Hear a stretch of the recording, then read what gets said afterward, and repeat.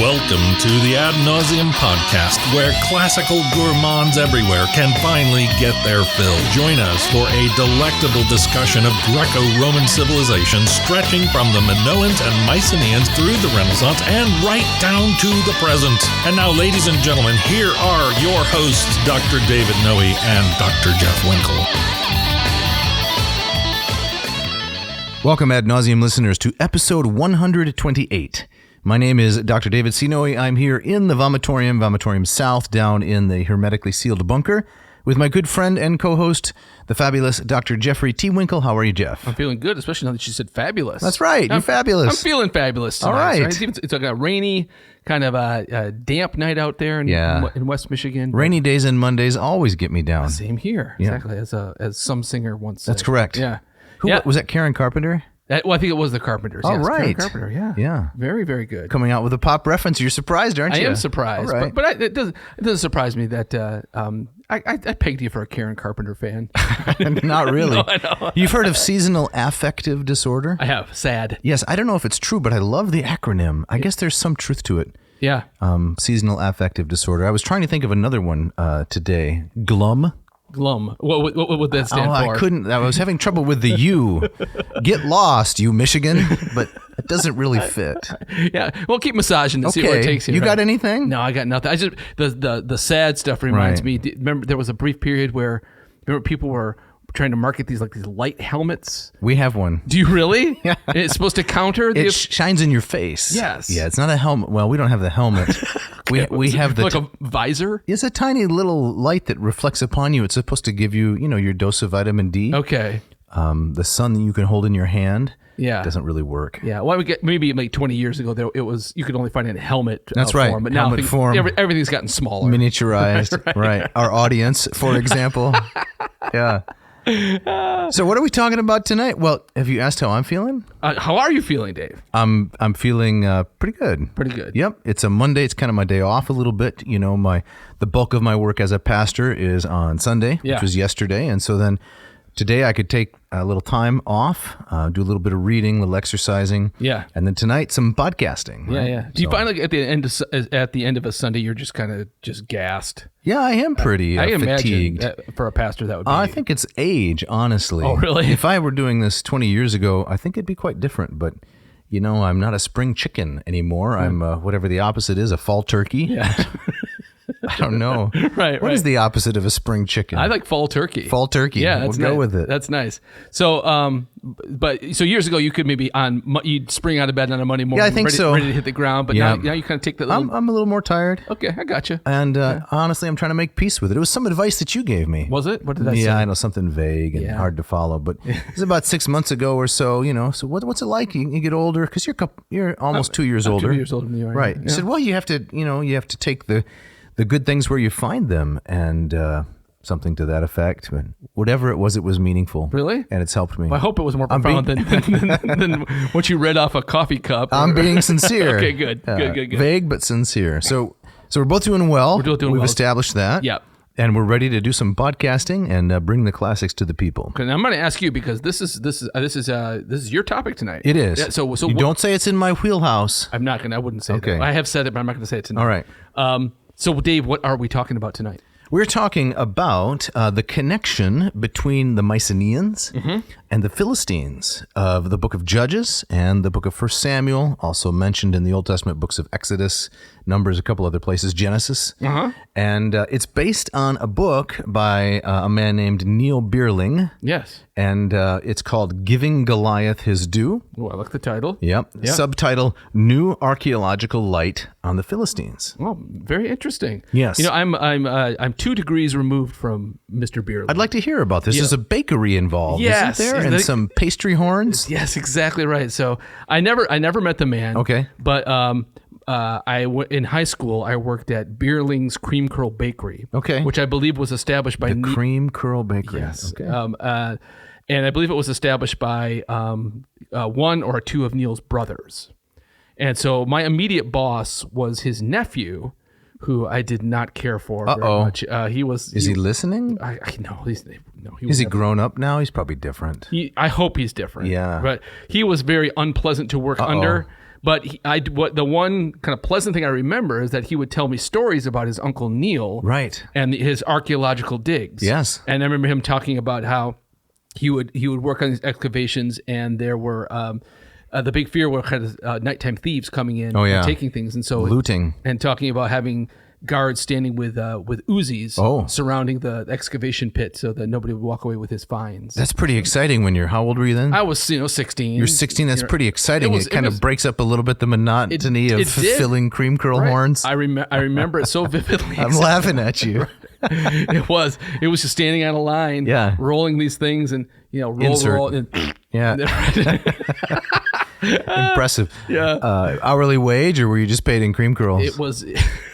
One of the perks was as much as you can eat. Well, no, this was a Dutch bakery. I think you were allowed. You could have as many Not as you want. Not as much as you can eat. But you eat 2, and then they're keeping an eye on you. Right.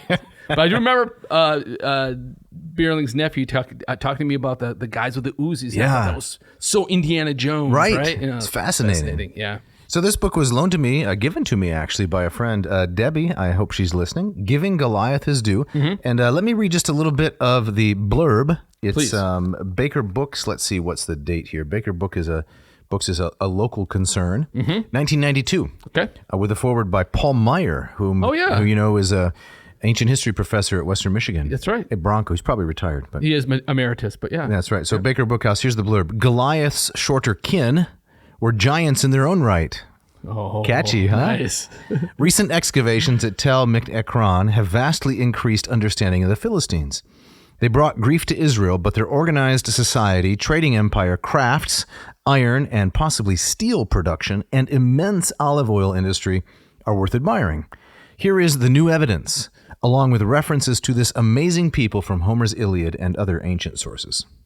Sounds good. So, I'm intrigued. In our, I was immediately intrigued, and as I began my way through the book, the intrigue grew, you might say. Yep. Like a pastry that's expanding with some kind of creamy filling.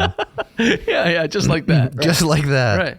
Right. This is I'm interested in a kind of cultural rehabilitation of the Philistines, because that's part of the purpose of the book, actually. Okay, yeah, because they loom as the mustache twirling villain. That's right in the biblical narrative. Right. Yeah. Well, not only that, but it has become a byword for the uncouth. That's right. Yes. For someone who's gauche. Yes. Right. Has no sense of style, no sense of class. What? You don't go to the opera? Are you a Philistine? Right. Yes. And so this book says, hey, there was a lot more going on there than we knew. Right. You scratch the surface of a Philistine, there's something underneath there. Now, what does this have to do with the Mycenaeans, though? Well, here's the catch. Here's the connection. Okay. Right, to the podcast. Okay. Like that movie, My Big Fat Greek Wedding. Seen it. In which the father not only uses Windex, but finds some way to connect everything to the world of the Greeks. Right. That's the mission that we're on, right? Right.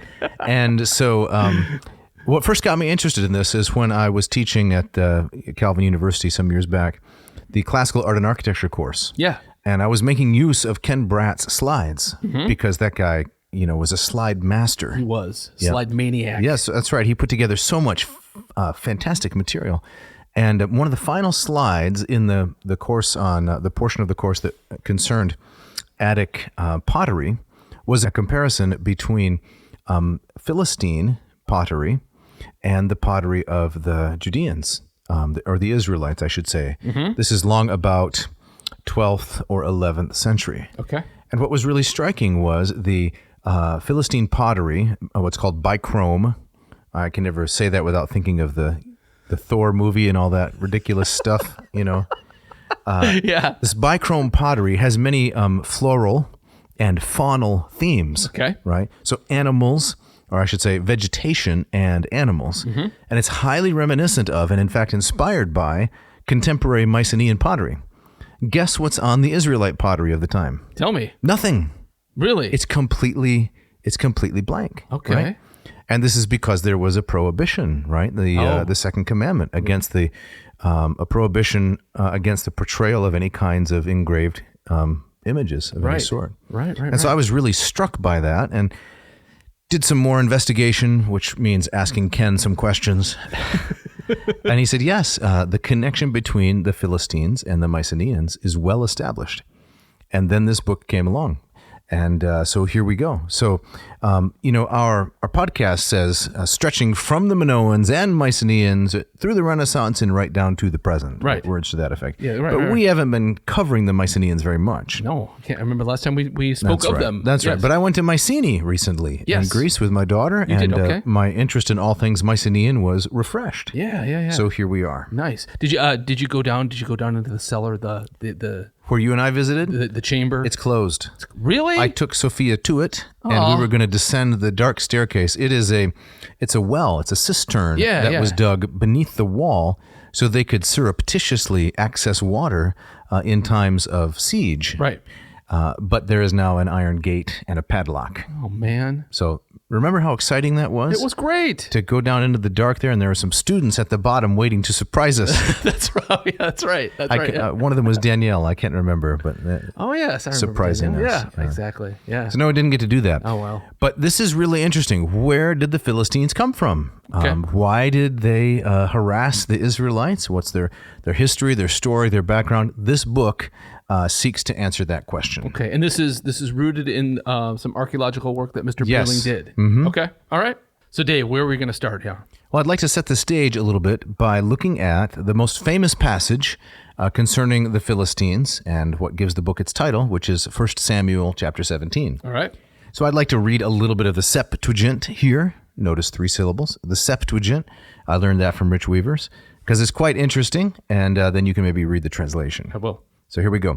Kai sunagosin alafuloi tas parambolas auton eis polemon kai sunagontai eis sokoth tes judaias kai parambalusin ana meson sokoth kai ana meson azeka en effermem kai Saul kai hoi Andres Israel sunagontai kai parambalusin te koiladi autoi paratasontai eis polemon ex enantias alafulon kai alafuloi histantai apitu ordrus entauthaka Israel histatai apitu ordrus entauthaka ho aulon ena mesan auton kai exelthen aner dunatos ectes parataxeos ton alafulon Goliath onoma auto ec gaith hupsos autu tesardrum pe kaon kai stithames kai perikephalia epites kephales autu kai thoraca halusidoton autos endectukos kai hostathmos tu thorokos autu penta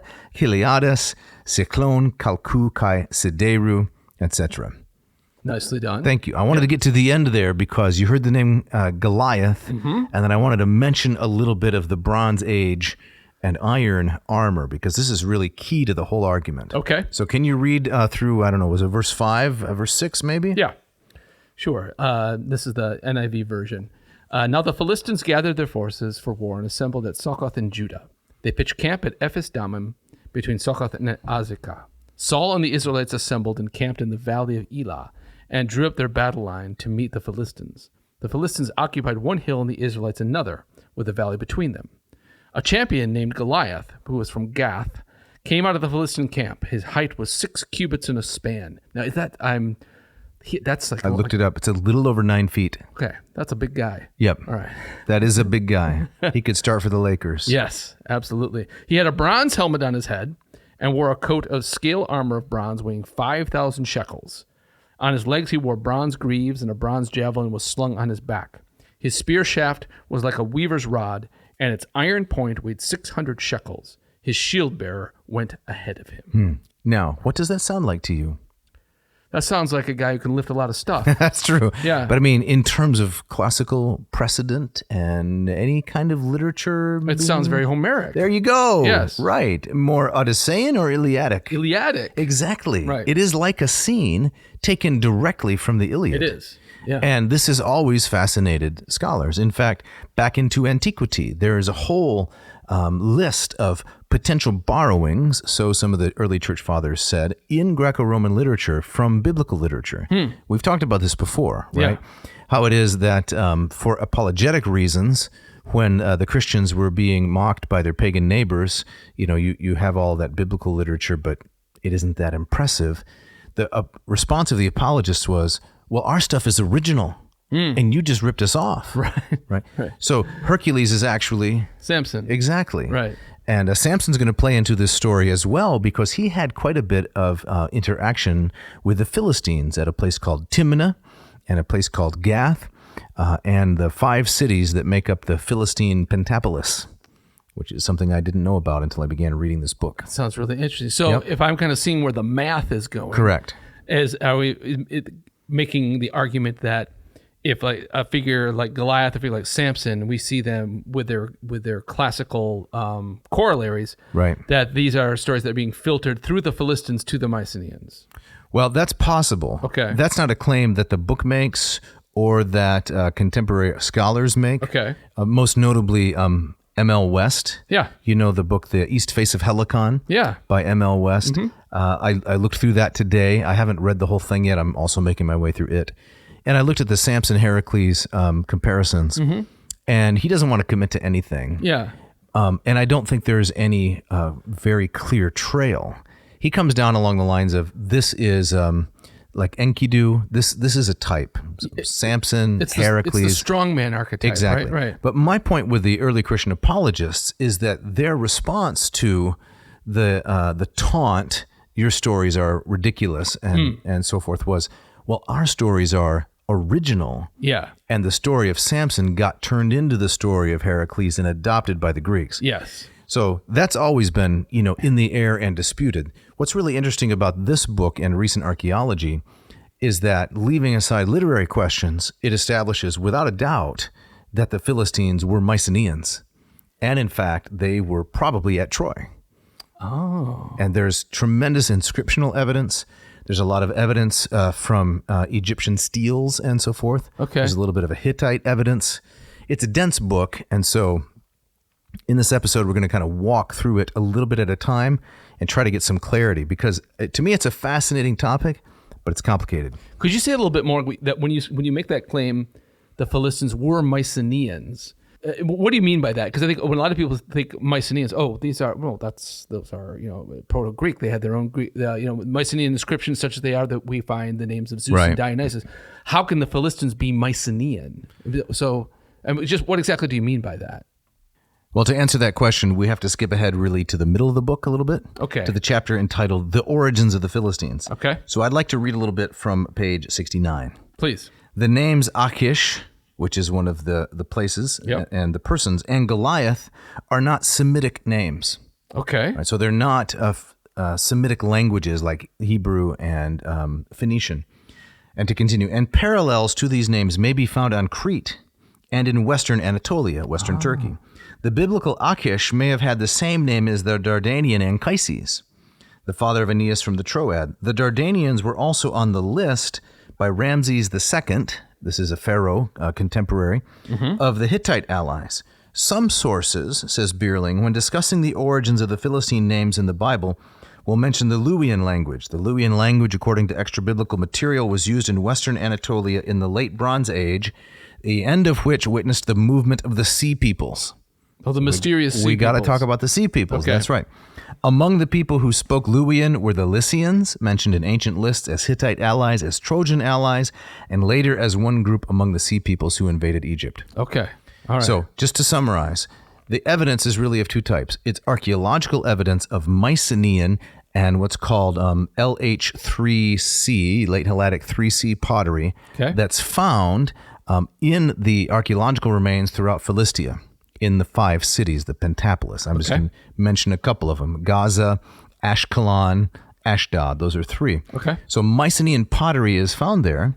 And then there are settlements on Crete that have Anatolian and other kinds of names that are similar to the Philistine names that are recorded in the Bible. Okay. So it's a highly circumstantial case. Yes. Because we have no Philistine literature. Right. There's no Philistine inscriptions. The closest that there is a little bit of an inscription on a bulla, a seal, right, that's used for sealing documents. A picture of a seated lyre player and what could possibly be some linear A script. Okay. The undeciphered stuff. Okay. I mean that linguistic evidence of the names I had never heard this before. I hadn't either. That strikes me as really persuasive on the face of it. Yes. Yeah. Yeah. One of the complicating factors, however, is that the Philistines, as they're presented in the scriptures, are more of an amalgam of different kinds of cultural practices. For example, in what you just read from 1 Samuel 17, we have a lot of elements that sound like it's straight out of the Iliad, right? Yes. He's got a spear like a weaver's loom. It's basically something Homer says. The tip of the spear is iron. He's got a cuirass, right? A breastplate. He's got a bronze helmet. He's got greaves, right? Yes. And the Septuagint word there is elknimedes, right? Same word that's used, well-greaved, in Homer. So that's how the translators of the Septuagint took that Hebrew word. He is, in other words, a Bronze Age warrior, but it also mentions scale armor. Yeah. And if you caught that little... I saw that, yeah. That little fact. And that's not a part of Homeric armor generally, that it's in scales, right? Right. So what seems to be the solution to this inconsistency is that when the Philistines, the Mycenaeans, when they entered that region, they quickly assimilated to the local peoples. So there were Canaanites living there, and east there eventually were Israelites. And so they took up a lot of the practices of the people around them. Yeah. So their culture became, I mean, not in a moral sense, but diluted. Yeah. So you can't compare it exactly to Mycenaean stuff. Yeah, that is really interesting. You know, I've always said if you're going to bother to be grieved, you might as well be well grieved, right? How long were you holding on to that? But I mean, to extend the point of the the straight out of the Iliad, in the action that follows, where Goliath says, "Hey, let's settle this one champion against another." I mean, that's Menelaus versus Paris, right? Right. That's so. Why bother have the armies clash? Let's just have the That's duel correct. settle the whole the thing. Duomachia. That's Homeric. That's right. Yeah. And there's even more to that. It's the notion of the man in the middle, right? That there's an individual between the two lines of battle, and that man in the middle mediates in some sense between the two forces in order to settle the conflict. Yeah. So to try to set the stage a little bit archaeologically, there's Yeah. quite a bit of material to go through here. I want to look at one of the early chapters of the book, which is Ekron, one of the Philistine cities, the archaeological record. Okay. All right, so here's what we find on page 38. Current excavations, this was in the 90s, indicate that the original Canaanite inhabitants, this is at Ekron, were already at the site in the 15th or 14th century BC. So 1514, this is the 1400s, the 1300s, when the Israelites are still in Egypt. During the late Bronze II period, so 1400 through 1200, this original settlement and perhaps a second one may have been unwalled. Excavation rooms have yielded vessels and installations indicating both domestic and industrial activity. A burial site containing artifacts dating to this early period was uncovered at the edge of the mound. Interestingly, many of the artifacts uncovered have their origins in other lands. So a Philistine city of Ekron being excavated. To summarize, the artifacts are from the Aegean, from Cyprus, from Anatolia, and from Egypt. So these finds, says Bierling, corroborate the international flavor that even the biblical Joseph stories dating from the same period give glimpses of. Okay. So one criterion to continue marking the transition from late Bronze to the Iron Age has always been the cessation of imports from the Aegean and Cyprus into Canaan. Okay. So what happened apparently was during this vast migratory time when you get the sea peoples of whom nobody knows exactly who they are, but the Egyptians record these marauding sea peoples who land and invade. One theory is that these were the Nostoi, the Greeks who are returning from Troy. Right. And the Mycenaeans. Right. And the timeline would roughly match up with that, right? So if the Trojan War, whatever it was, is taking place around 1200 BC, then we're right in that. We're right within the parameters for that, right? That's correct. Yeah. Yep. So just to continue a little bit from 38 and into 39, the international mixture of artifacts found in the late Bronze layer of earth at Tel Mikt, which is Ekron, the Philistine city of Ekron, is not present in the next layer, signaling the end of the late Bronze Age there. It was during the following Iron period, 1200 to 1000, however, with the arrival of the Philistines that Ekron became a settlement of note, a place name on ancient maps, and a reference in ancient historical texts. This was the period of Joshua, the judges, and those people caught up in the conflicts reported in the stories of 1 Samuel. So just to kind of give a sense of the chronology, right?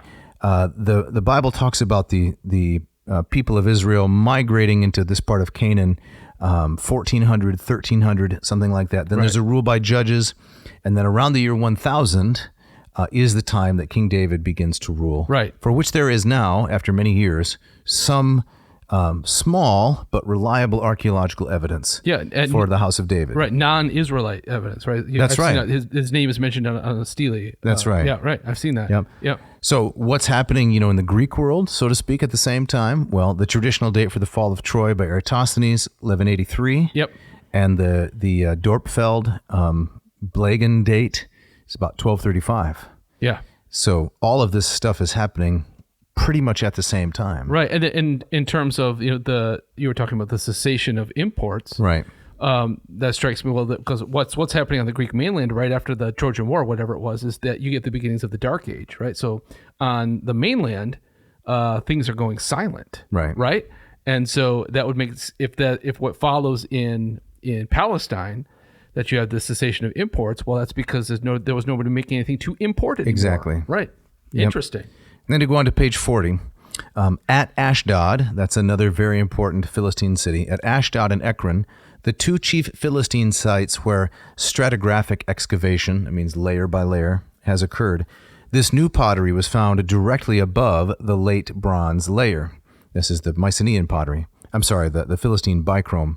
The pottery is identical in style and decor to that excavated on Cyprus, but it's locally made.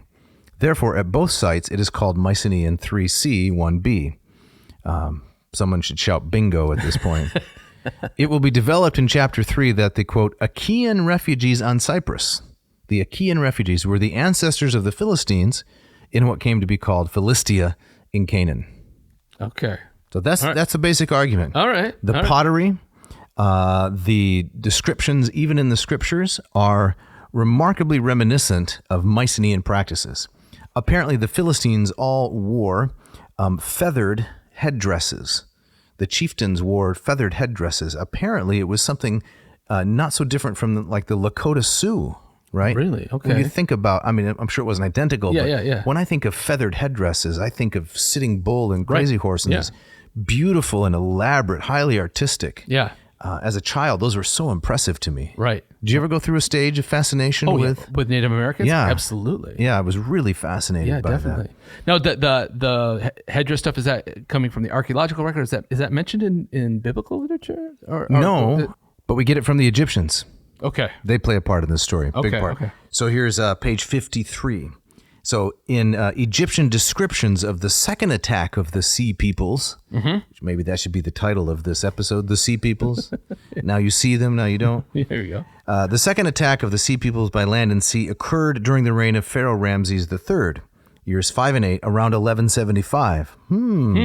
That's pretty close. Yes. The battle scenes and names of the invaders are recorded at Medinet Habu near Thebes in Upper Egypt, citing Pritchard, 1969. And there's a list of names recorded at this site in this Egyptian artistic representation of a battle. The first name on the list is Parasita Peliset, which is the Philistines. Okay, yeah. So he says, quote, the first on the list are the Philistines, the second are the Checker, who may have settled on Cyprus at the end of the 13th century BC, so it'd be 1201, something like that, and who later settled in Dor, south of Mount Carmel on the Palestinian coast, according to a late 12th and an 11th century BC Egyptian document. Then there are several pages of scenes of details of a relief sculpture showing the Egyptians fighting against and succeeding against the Sea Peoples, and this is where we find the headdresses, right? Oh, okay. It looks kind of like a brush. In fact, it's not so much like the Lakota Sioux as I imagined it, but it's more like kind of a scrub brush right on top. Okay. Like Hector from the Iliad Yes. with his glimmering, shimmering helmet. Right. It has that horsehair plume that flows in the back. Indeed. This is striking. Okay. This is fascinating because this is all kind of brand new to me. I mean, I remember, reading about the mysterious Sea Peoples, but I've never heard about these potential connections to the Homeric legends and the kind of the quasi history behind it. It's fascinating. Nobody still knows who the Sea Peoples are. Right. And I don't know exactly the state of the scholarship since this book was published. I did look into another article that's more recent. I mean, it's recent by classics standards, right? And this is an article from 2010 written by a guy named Jeffrey Zorn from Cornell. And the title is Reconsidering Goliath an Iron Age 1 Philistine chariot warrior. So go ahead. Is Mr. Zorn aware of Bierling's book? Does he kind of? Yes, although I didn't find it in the bibliography, but maybe I just didn't search carefully enough. But the point that Zorn is making is that those mixture of elements that we mentioned in the description of Goliath, the mixture of elements, they don't fit exactly a Mycenaean warrior. Okay. The scale, armor, and some of the other things. If you compare that to a Mycenaean kind of hoplite or infantryman, in the kind that you see in the frescoes from Tiryns and the frescoes from Mycenae and Pylos and other places, it doesn't quite perfectly match. Okay. So Zorn's thesis is, well, that's because we've been trying to think of him as an infantryman. What if he was actually a chariot warrior? Okay. That would explain the mix of elements. Okay. All right. That plus the Philistines adopting local practices. Okay. All right. Okay. So that would explain what exactly, just the different combination of what he's wearing. Yes. Okay. Yes. All right. All right, Dave. So we've looked at the pottery connections. Right. The Egyptians talking about the sea peoples. Right. What other evidence is there that bringing the Mycenaeans and the Philistines together? Right. Well, there was the lists of names on Crete and on Cyprus.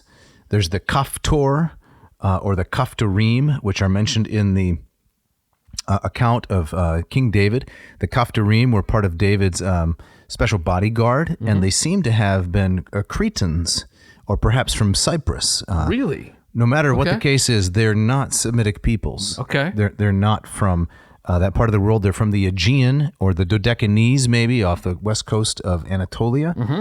So there's a lot more going on in terms of the movement of peoples than one would think. One of the early comments in the book is that 50, 60 years ago, no one would have read the Old Testament and tried to compare it to Mycenaean and Minoan archaeology and tried to find connections. Right. But so much has been discovered since that time that connects all these people groups. There's far more movement than we ever realized. Right. And it strikes me as you're talking as well as that making maybe one of these geography as destiny arguments is that the Philistine is coastal. Right. So they would have much more, cross-cultural exchange with these other peoples than in more inland people like the Israelites would. That's right. And so maybe it's one of the reasons, just broadly speaking, we see a lot more kind of their culture as a hodgepodge. That's correct. And in the Israelite culture as being more monolithic. Exactly. Yeah.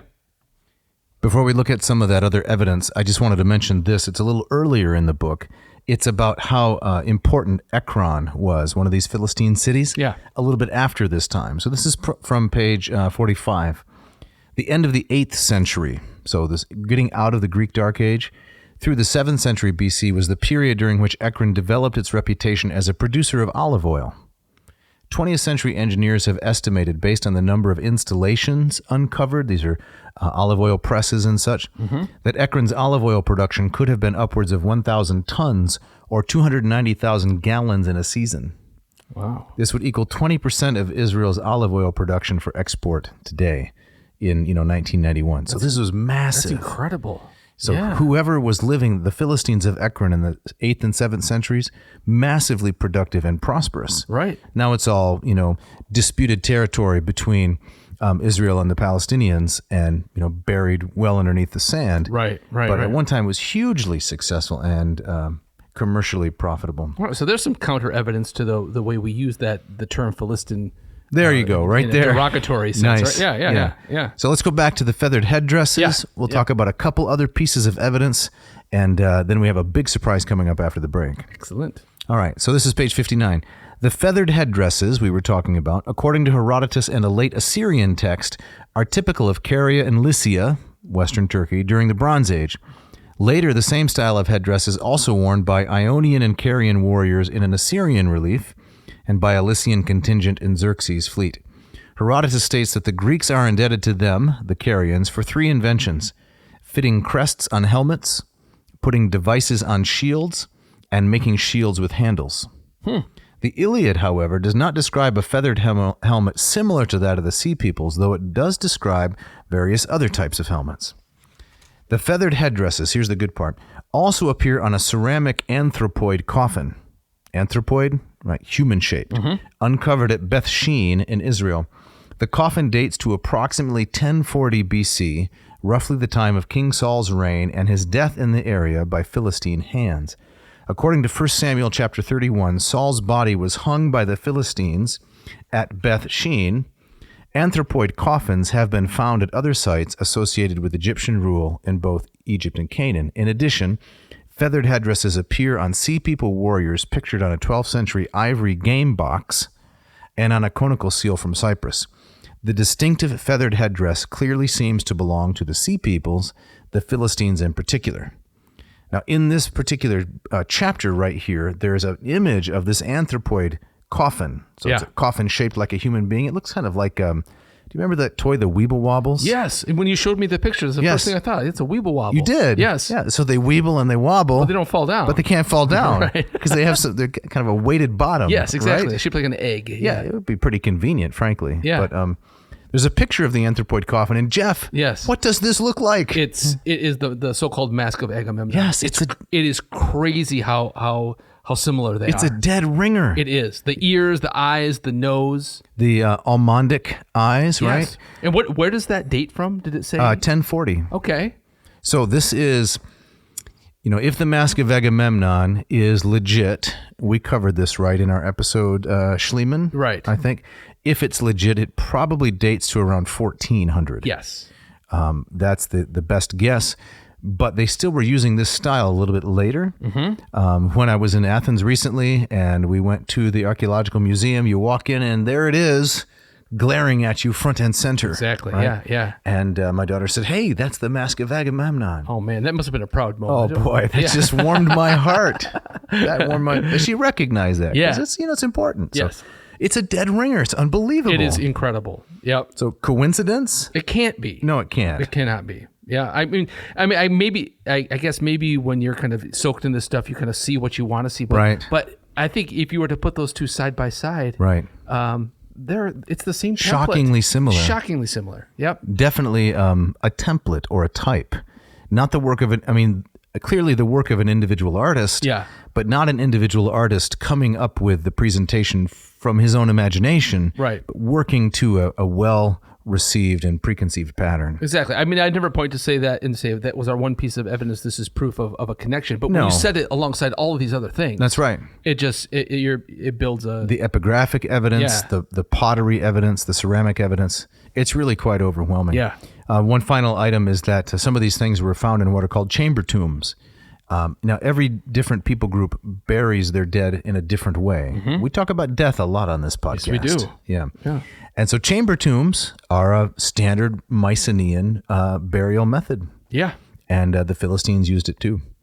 Yeah. Incredible. Yep. Right. So, Jeff, here's where you have to insert something that's a little bit incongruous, but introduces the advertisements. Well, the advertisements. Speaking of cultures burying their dead in various ways, it's time for the ads.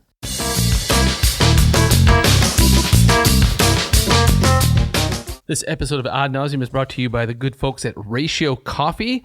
Dave, I got a good personal story about Ratio I'd love to hear it. All right, so recently I was at my parents' house. And my parents aren't all that big into coffee. They got one of those squirty Blanc and Drucker machines, right? Yeah. But you still visit. Well, I visited, and we had coffee that day, and we were about to leave, and it was getting late, and I was realizing I don't have coffee at the house for the next morning. Do your parents give you the business, by the way? The business about... Don't you remember on Leave It to Beaver? Oh, yeah. They're always giving me Eddie the business. Haskell's going to give him the business? Yeah, exactly. My parents are always giving me the business. But they're going to give you the business about your hoity-toity coffee machine? They sneer a little bit. Yeah, a little bit. Anyway, so, you realized... I realized I didn't have any coffee for the next morning, and I mentioned it out loud. My mom says, "Oh, just take some of our coffee." And so I thought, how loving of your mother. She's a wonderful woman, but I had drank some of this coffee from their machine, and it was not great. And so she wanted you to hold it over from the night before to the next morning. She had grounds. Oh, right. So it wasn't brewed. It's just well, just take these grounds and put it in your machine. That's not going to go with a pastry horn.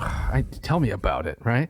So I thought, okay, well, this saves me a trip to the store. Right. So I took it home. And I was expecting, okay, it's not good coffee, but I'll tell you what happened. I put that grounds in my machine. No way. And I would never say that it turned it into, it wasn't miraculous, but it tastes remarkably better. Interesting. And I credit the bloom stage. So this is a real life trial run kind of a thing. We have empirical evidence. Yes. Tell me about the bloom stage. The bloom stage is where all that nasty CO2 gets off gas, which my parents' machine has no interest in doing. Your parents' machine won't off gas? Oh, it will not off gas. It just it on gases. Right. So I went there in the morning thinking, okay, I'm going to just have to suffer through just another bad cup of coffee.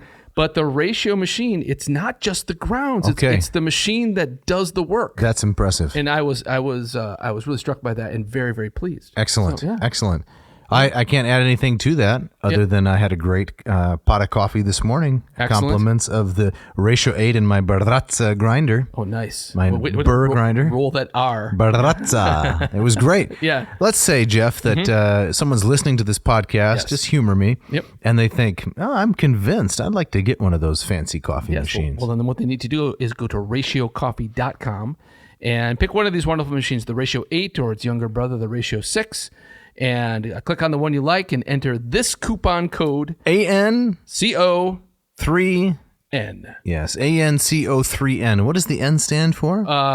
Nice. Nice. Yeah. Check it out. Check it out. This episode of Ad Nauseam is also brought to you by the good folks at Hackett Publishing, with offices in Cambridge, Massachusetts, not too far from the New England Patriots, and in Indianapolis, Indiana, not too far from the Colts. Indianapolis Colts. Yeah, there you go. You think they're reading some Hackett stuff? I would hope so. Should we be highbrow and elitist? Right. You had mentioned a while ago that there was some NFL football player. I never remember his name. leading kind of He's a the reading quarterback. His last name is Luck. It's Andrew Luck, I think, is his name. All right. Yes, he was leading a reading group among his linemen, and guess what they were reading? What were they reading? The Iliad. Fantastic. Exactly. So you know he's reading some Hackett. Of course. Published works, yeah. So who is Hackett, and why should our listeners care? Hackett is this group they've been with us from almost the very beginning of this podcast. They believed in our plucky little enterprise here, but these guys have been publishing beautiful, well-designed, attractive, and I think most importantly, affordable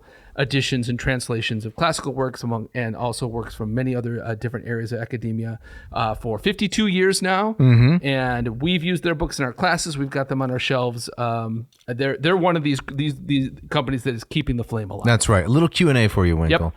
Yep. In your classical mythology course right now, what are they reading? They are reading Homer's Odyssey. It's a Hackett publication, isn't it? Yes, it is Lombardo's translation of the Odyssey. Hackett. So just a few hours ago, we're not going to name this individual, I encountered in a friendly, sociable setting a student who was in your class. Is that right? That's correct. Okay. And this young person, see, I'm even not revealing the gender. Yeah. This young person was doing the reading for the course, and Mrs. Noe asked this young person, so how is it? And they said, you know, the reading's good.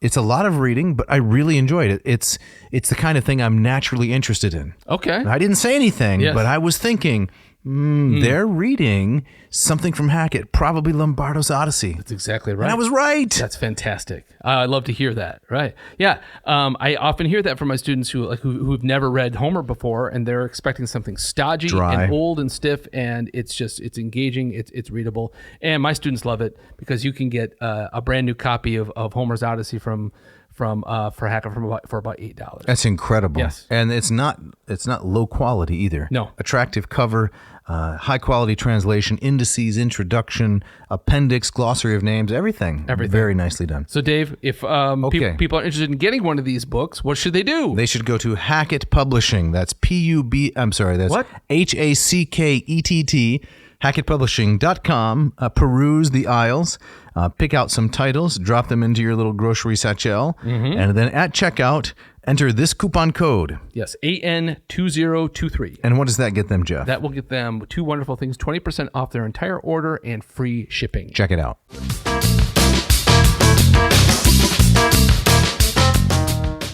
All right, Dave. As we get back into it, you promised a bombshell, I believe. Yes. Or two. So what do we got? Well, I guess this is probably well known to other people, but you and I, we try to be well read. We're not going to trot out our credentials or anything, but this is our area of expertise and interest, there's still so much I don't know. Right. Well, I think it's astounding. Part of the problem, I talk about this in my myth class when students ask us, like, well, why are we doing just Greek mythology? Why not Norse mythology or Egyptian, whatever? And I often say to them, I said, well, one of the reasons is that we, by necessity of organization, we put things in these boxes. Correct. Right. And it's not prejudice. No. It's convenience. It's convenience, right? So, but when you do that, I think you miss a lot of this crossover stuff, which is so fascinating. Well, I mean, I suppose I should say maybe sometimes it is prejudice. That's not my motive. It's just I'm limited in how much I can do. Yeah. And you have to have a way to organize. Exactly. But some of this, crossover material is relatively new. So we're going to go to, I think it's the 3rd chapter,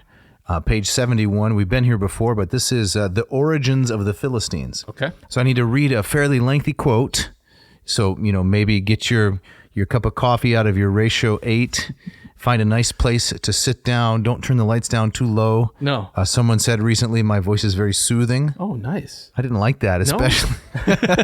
No, it's okay. Okay. If my voice puts you to sleep, I've done my work. All right. So page 71. It is known from Egyptian records that the attacks on the Egyptians by the sea peoples from the Aegean occurred during the second half of the 13th century. Okay. So 1250 to 1200. So that's, again, Trojan War Fall era. of Troy. Yep. Yeah. And the first half of the 12th century. Again, fall of Troy. Again, in the Bible, this is the period of the Judges, which ends with Samuel in the 11th century. Our examination of the Bible thus far has concentrated on specific verses and words which have helped answer our questions about who the Philistines were and where they came from. Now, we didn't cover a lot of that evidence. You can look it up. You can use any kind of concordance. But I was surprised at how often the Philistines are mentioned, how it's there's one mention in Genesis, how it's then somewhat late, and then they just fall off the map altogether. Okay, that was interesting. I didn't know that. But to continue the quote, the Bible also contains a story which can be used to examine the relationship between the Philistines, the Aegean, and Western Anatolia, and even suggests that some of the Philistine forebears may have been Mycenaean Greeks present on the plains of Troy in that classic battle for Troy between the Achaeans and the Trojans in the second half of the 13th century BC. Everyone still awake? All right. 1 Samuel chapters 4 through 6 records the capture of the Ark of the Covenant by the Philistines due to the incorrect assumption on the part of the Israelites that taking the Ark into battle guaranteed the presence of God on their side. You remember the story, right? They say, well, we're going to go fight against the Philistines. Let's get the Ark. Right. And so they treat it like a totem, and they take it into battle, but because they're not really honoring God, he doesn't, let them use this box as a magic tool, and they lose. Yeah. So it's very different from that scene at the end of the first Raiders of the Lost Ark. Do you remember that? Oh, yeah, of course. Can you describe it a little bit? Are you talking about when they open it up? Yes, and there's that terrible 1980s animation kind of. Exactly. So with the Nazis, they're all dressed up, looking like they're conducting some sort of Jewish ritual. Yes. But then they open up the top of the ark, and out comes some kind of avenging angel, which kind of sends lightning through everybody who has their eyes open. Right. Right. And kills them all. Yes. So no magic power. If you read 1 Samuel chapters 4 through 6. The Lord God of Israel caused great consternation, to continue the quote, and death by means of a plague among the Philistines while the ark was in their hands. And so the Philistine lords joined together to plan how to return the ark to Israel. It's almost comic, right? They defeat the Israelites, they take the ark, but wherever they take the device, they have a plague, and they keep dying. Right. There's that famous part about it being placed in the temple of their god Dagon. Yes. And we'll talk about that a little bit later. But to continue, the ritual used by the Philistines to return the ark in 1 Samuel 6 has an older and parallel account in the Iliad, Book 1. Now, to say that it's older is somewhat questionable. Right. Well, I mean, when you're dealing with, both of these things surely stemmed from oral accounts first, right? I think so. Yeah, and when you do that, it's undateable. Well, so there's several different schools of thought, right? So I believe in the inspiration of the scriptures, and so I think that the Holy Spirit was inspiring the account. But of course, I still think someone wrote it down, and this account may have been first handed from person to person orally, like you said, preserved, and then written down. I think the majority of the scholarship thinks the story is late. The more conservative scholarship, to which I subscribe, think that the story was written down early, But then there's also the possibility that it was edited later on. However, the writing down of the Iliad, right, is 780 at earliest, Right. which is almost 500 years after the events. So to summarize, it's very complicated. It is. And as I understand it, isn't also part of the scholarship that a lot of the Jewish scriptures were compiled and edited after the return from Babylon. Yes. Right. So That's certainly possible. around 500-ish. Yes, or even later. That's certainly possible. Yes. Whether those edits entailed any substantive changes, Right. I don't know. I'm skeptical of that, but who knows? There's just so much uncertainty. Exactly right. So yeah, this gets back to when you start using terms like older, Right. you're opening up a Pandora's box. That's right. Oh, nicely done. Thank you. Okay, so the ritual used by the Philistines to return the ark in 1 Samuel 6 has an older and parallel account in the Iliad, and to a lesser extent is similar to a Hittite Arzawan ritual. Bierling says, I believe that the similarities between the rituals used in the Iliad Book 1 and the ritual used later by the Philistines in 1 Samuel 6 provide us with evidence that some of the biblical Philistines were Achaean, Okay. Greek. Okay. It is logical to assume that the Sea Peoples, when they migrated from the Aegean and from western Anatolia and the plains of Ilium to Egypt and Palestine, carried with them the stories and rituals of their culture. So I've been reading a lot. Jeff, can you take this part and point out some of the remarkable similarities in these two stories? Yeah. All right, so I'm going to read it as Bierling has it laid out here. And so the parallel texts are 1 Samuel 5 and 6, which is the story of the Philistines holding the Ark of the Covenant captured as a trophy, and paralleled with a scene from Book 1 of the Iliad, where the Achaeans are holding Chryses, the daughter of the priest of Apollo, Chryseis, the daughter of Chryses. Yes. And so, how do you think should I just read just one? Maybe there's two columns, right? Yes. So maybe just read one from the left column, which is the 1 Samuel, is it Yes. not? And then one from the right column. And then kind of just go back and forth? Exactly, because Okay, I think that has the greatest impact in terms of the tremendous similarities. Agreed. Okay, so starting here with 1 Samuel. The Philistines hold the Ark of God, a trophy of war. Iliad. The Achaeans hold the daughter of Chryses, a priest of Apollo Smintheus. Okay, so they both have trophies. Some prize. Yep. 1 Samuel. Yahweh sends a deadly plague upon the Philistines as a penalty. Iliad.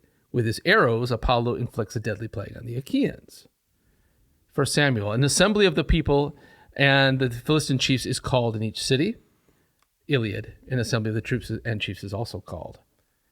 1 Samuel. The Philistines call for the priests and diviners.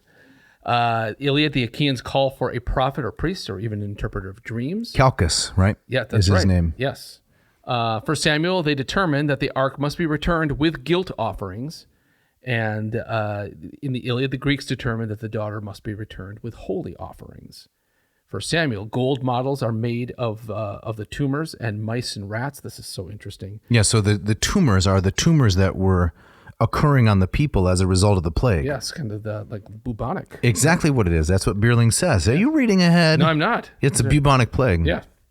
And then to compare that with the Iliad, Apollo here is called, and I believe this is the only place in the corpus where he's called Smintheus. He's the mouse god, the god of the plague. Well, it means a smiter of mice. You look in any, I mean, you probably knew that, but you look in any kind of a commentary on that passage, like the Alan Rogers Benner text.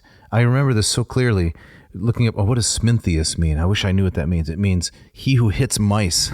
I thought, what in the world? That's crazy. A mouse smacker. Right. Smacker o' mice. Wow. But apparently it is he who wards off bubonic plague by destroying the rodents who carry it. Yeah.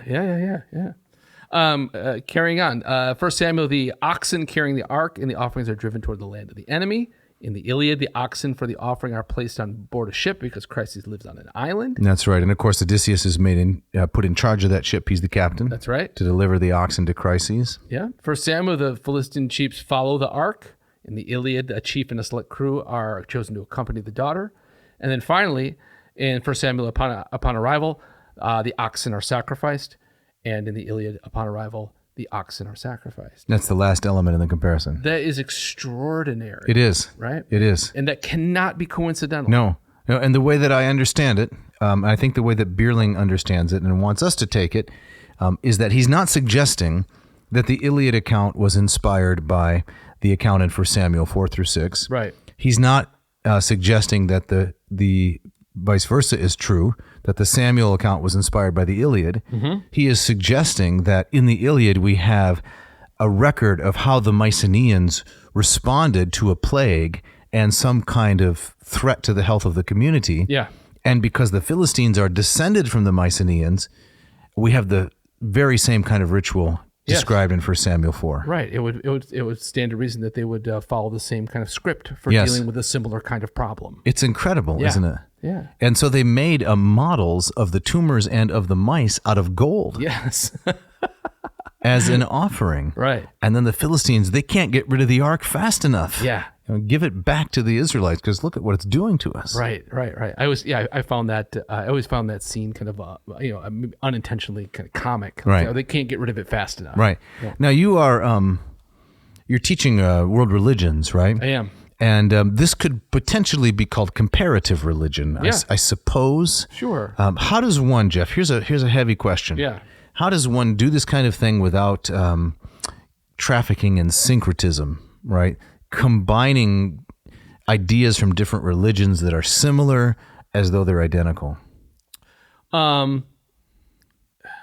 It's a tough question. It is a tough question. I mean, I guess my counter question would be, well, why not simply resort to syncretism? Well, because I believe in objective truth. Yes. And I don't believe that all religions are equal. No. Okay. But I think invariably, I think all religions borrow and crib and cut and paste from other religions. Right? I don't know if that's true. All religions do so? Sure. Absolutely. I don't know if that's true. Maybe in this particular instance, if Philistines are Mycenaeans, Yes. then they're not borrowing from another religion. They're just employing their own religion in a different place. Well, So we could avoid the syncretism question altogether. I think syncretism is inevitable. I don't know. I don't think these things descend in a kind of bubble wrapped purity. I think it's always going to be influenced by the culture around it, right? I think in negative ways. not necessarily. I think that if you think about, and this doesn't, just to look at like early Christian history, Right. and this has nothing to do with gospel or biblical literature. But even things like, why is Christmas December 25? Okay. That's borrowed from a pagan predecessor, right? From Mithras or from the Saturnalia. Right? Okay. So these things kind of, I think, inevitably creep in, or even the term Easter. Okay. Is borrowed as it's a Middle Eastern spring resurrection festival word. Fair. So I think those kinds of things just kind of they creep into kind of all religions, and that says nothing about, to me, that's a dilution of the truth of these things. It's just inevitable from the mingling of cultures. Okay. That's fair. All right. Well, let me tell you, put my cards on the table, tell you Okay. exactly what I'm thinking. All right. As we're doing this comparison between 1 Samuel 4 and Iliad 1, we have a lot of religious listeners, Sure. a lot of Christian listeners. And I guess I don't want them to get the impression that we're saying that the 1 Samuel account is not true. Maybe they're more sophisticated than to draw that conclusion. But Yeah. that the 1 Samuel account is not true in some absolute sense because it happens to look so much like the Iliad account. Right. That's the conclusion I don't want them to draw. Okay. Right. I think that. So how would you? I mean, is this a unwarranted concern on my part? Is it off base, or have we already addressed it carefully enough that? I think I think people read biblical literature in different kinds of ways. I think that I don't think that, to my mind, the 1 Samuel account has to be literally video cam true on all accounts. It's an interesting adjective there. Well, Video cam, that right. one. This happened exactly as it's described, right? And I don't think it has to be that for it to also impart important truths. Okay. In the same way that I don't believe that there has to have been a prodigal son for that story to carry truth. Ooh, right, but that's clearly a parable. I mean, Jesus tells it as a story. Right, but I think that I think that if you look at archaeological records, if you look at comparative histories, and you lined it up, and you look at the Jewish scriptures, I think you find that by and large they are very reliable as historical documents. But I don't think that means that they are all literally true in every exact sense. Right? Yeah, well, I'm not sure what I think about that. We might have to disagree a little bit. That's fine. Yeah, that's fine. I don't want to offend any of our listeners, but I respect our audience enough that. But they're sophisticated enough to think it through on their own. Sure. All right. Well, Jeff, this seems like a good point to a good spot to kind of start to wind down. Yes, I believe that our phrase is we are up against it. We are up against it. All right. Right. Yep. Okay, but Dave, there's a lot more here. Yes. Right. So where are we going to go with? We're going to extend this till next time. Yes. Right. Giving Goliath his due, part 2. Excellent. His doer. So next time we're going to talk about wrapping up the origins of the Philistines. The Philistines from Joshua to David, then from David to Solomon, Solomon to Hezekiah, Hezekiah to Josiah. You get the picture, right? Yeah. And then the final destruction of Philistia. That's what I'm really interested in. Why and how did they just where did they go? Disappear? Right. How did they become a byword for culture haters and the illiterati? You might say. Yeah. So that's going to be the second part of this very fascinating book. But Jeff, we do have to get out of here, don't we? We do, but not before, Dave, you tell us a little bit about the Moss Method and LLPSI. Okay, a very little bit. So Moss Method is a program I've developed for studying Greek. It takes you from neophyte to erudite. That's correct. So if you know little or no Greek, I can teach you a lot more. I've been studying and teaching Greek for, oh my goodness, more than 30 years now. Man. That's a long time. And I've developed this program, which is self-paced, expert, and accessible. Go to mossmethod.com. As I've said before, I think this is kind of my new phrase. There might be a better program. I don't know for sure, but I'm very confident there is not a better value. Excellent. And so we get together, we study Greek on Fridays, a 1-hour Zoom call per week. And it's a rich amount of material. Excellent. And how about if somebody wanted to learn Latin? Correct. Well, I have some folks signing up for my Latin course. It's based on Hans Orberg's Lingua Latina per se illustrata, Familia Romana. And Unit 1 is done. I'm working on Unit 2. It's been a little bit slow. I got so many other things to do. But the first 9 chapters of Orberg's book, I'm teaching it to 4 students in a studio audience kind of setting. And you can watch as these other students learn. You can learn from their successes and their mistakes.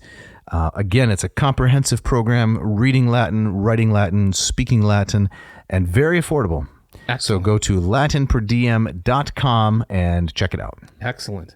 All right, Dave. We also got to thank some people before we get out here. Mishka, our engineer, as always, putting this together in record time. Yes, she's been working for me, working for us for 3 years now. It's incredible. Isn't that amazing? We just passed our 3-year mark. Yes, we did. A couple weeks ago. That's right. And Mishka had no idea she would be engineering a podcast when I hired her, and she's doing great work. She does great work. We're so thankful. Scott and Ken, the blistering guitar work and the really fun pop sensibilities. Johnny Pop. You like that? I do like it a lot. Yep.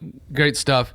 Hey, if you want to get a shout out, you got an idea for an episode, do not hesitate to write us. You can write to Dave at adnauseum.com. Don't forget the V. Or Jeff at adnauseum.com. Do not forget the V. We still have t-shirts for sale. We do? They're not the hot items that we had hoped, maybe. No, there's still time. They look great, though. They do. They look great. They have a Hercules wrestling with a Nemean lion or holding up the world on behalf of Atlas. Yeah. Got a nice Latin tag. What is that?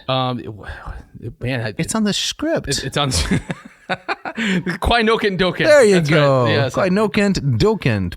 And I have to mention that that brilliant orange against the black on sometimes it's very fall. Well, yes. Right? So nice. Exactly. It's hayride-y. It is hayride-y. It's like an attic red figure vase. What doesn't kill you makes you stronger. Right. So Jeff, what's up for next week? Next week we're going to continue this fascinating look at Goliath and giving that big brute his due. There you go. Right.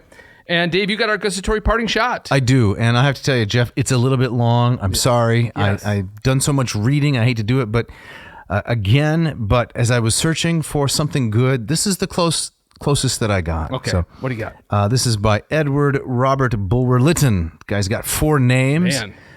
For the record, I don't agree with the sentiment whatsoever. All right.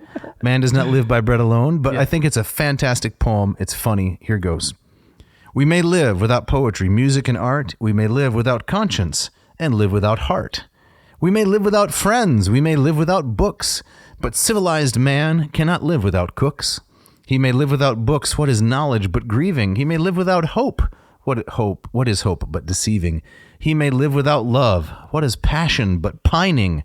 But where is the man that can live without dining? Very nice. It's a little like Seuss, isn't it? It's that same kind of rhythm. Yeah, yeah. Thanks for listening. Thanks.